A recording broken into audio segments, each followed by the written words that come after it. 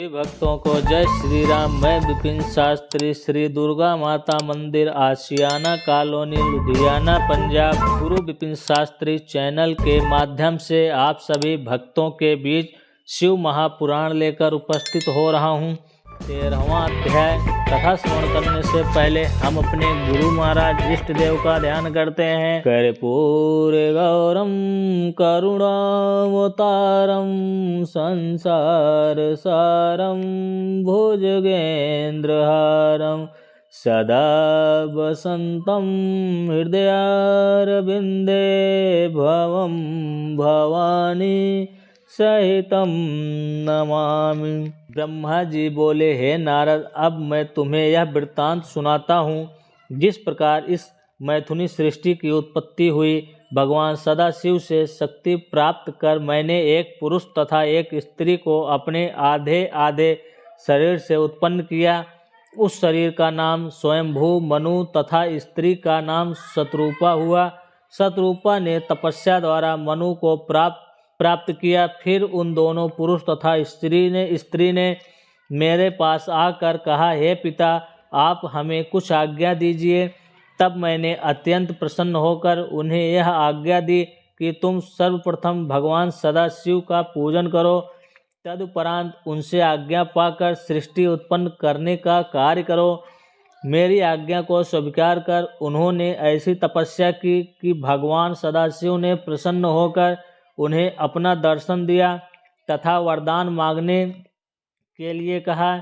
उस समय मनु ने उनकी स्तुति करते हुए यह कहा, हे प्रभु, अपने मन की इच्छा को आपके सामने प्रकट करना मूर्खता होगी, अतः आप हमारे लिए जो उचित समझे वह कहें।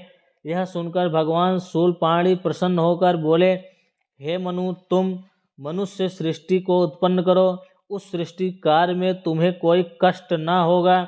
तुम्हें 3 प्रकार के ऋण चुकाने होंगे, जिन्हें देव ऋण, पितृ ऋण तथा ऋषि ऋण कहते हैं। इन तीनों ऋणों से उत्तीर्ण होने का उपाय विद्या पढ़ना, संतान उत्पन्न करना तथा आज्ञा यज्ञ करना है। इतना कहकर शिव जी अंतर ध्यान हो गए। हे नारद, भगवान सदाशिव से इस प्रकार वरदान प्राप्त कर मनु तथा शतरूपा मेरे समीप लौट आए और मुझे सब वृत्तांत कहा सुनाया। उसे सुनकर मैंने भी उनसे कहा, तुम दोनों संतान की उत्पत्ति करो। मेरी आज्ञा पाकर वह दोनों सृष्टि उत्पन्न करने लगे। सर्वप्रथम उन्होंने 2 पुत्र तथा 3 पुत्रियों को उत्पन्न किया। उनमें एक पुत्र प्रियव्रत के नाम से प्रसिद्ध हुआ। उसने गृहस्थ आश्रम में प्रवेश कर श्रेष्ठ धर्म का पालन किया। उसकी संतान भी अत्यंत शीलवान हुई। आगे चलकर उसी के वंश में भगवान श्री कृष्ण चंद्र ने अवतार लिया। मनु के दूसरे पुत्र का नाम उत्तानपाद था। उसके वंश में भगवान श्री कृष्ण चंद्र ने अवतार लिया। मनु के दूसरे पुत्र का नाम उत्तानपाद था। उसके वंश में ध्रुव के समान योगी भक्त का जन्म हुआ। मनु की पहली पुत्री का नाम अनुमति था। उसका विवाह मेरे पुत्र रुचि नामक पुत्र के साथ हुआ था। वह पुत्र मुझे अत्यंत प्रिय था। उसके द्वारा यज्ञ और दीक्षा नामक 2 संतानों की उत्पत्ति हुई।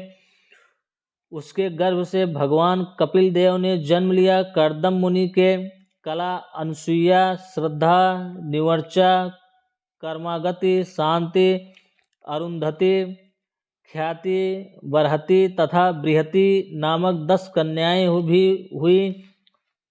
उनमें से 9 कन्याएं मरीच, अत्रि, अंगिरस, पुलस्त्य, पुलह, कृतु, भृगु, वशिष्ठ तथा अथर्वण नामक 9 ऋषियों को ब्याही गई। मनु की तीसरी पुत्री का नाम प्रसूति था। उसका विवाह दक्ष के साथ हुआ। उन दोनों से 60 कन्याएं उत्पन्न हुई। उनमें से दक्ष ने 10 कन्याओं का विवाह धर्मराज के साथ कर दिया। 27 कन्याएं चंद्रमा को दी तथा 13 कन्याएं कश्यप को, 4 कन्याएं तार्क्षय को एवं भूत, अंगिरस तथा कशासव को 2-2 कन्याएं ब्याह दी। उन सबसे बहुत अधिक संतानों की उत्पन्न हुई। उसी के कुल में हमने विष्णु जी ने तथा शिव जी ने जन्म लिया। इस प्रकार अपनी 60 पुत्रियों का विवाह करने के उपरांत दक्ष ने मेरे पास आकर सब हाल कह सुनाया और यह पूछा कि अब आप मुझे क्या आज्ञा देते हैं। दक्ष की बात सुनकर मैंने उसकी प्रशंसा करते हुए कहा, हे पुत्र, अब तुम कोई ऐसा उपाय करो जिससे तुम्हारी एक पुत्री का विवाह शिव जी के साथ हो सके। ऐसा करने से तुम्हारा जन्म सफल हो जाएगा और हमारी सृष्टि पवित्र हो जाएगी। मेरी यह आज्ञा सुनकर दक्ष कठिन तपस्या करने के लिए चला गया। उस तपस्या के प्रभाव से आदिशक्ति जगदम्बा ने दक्ष के घर में अवतार ग्रहण किया। शंकर भगवान की जय।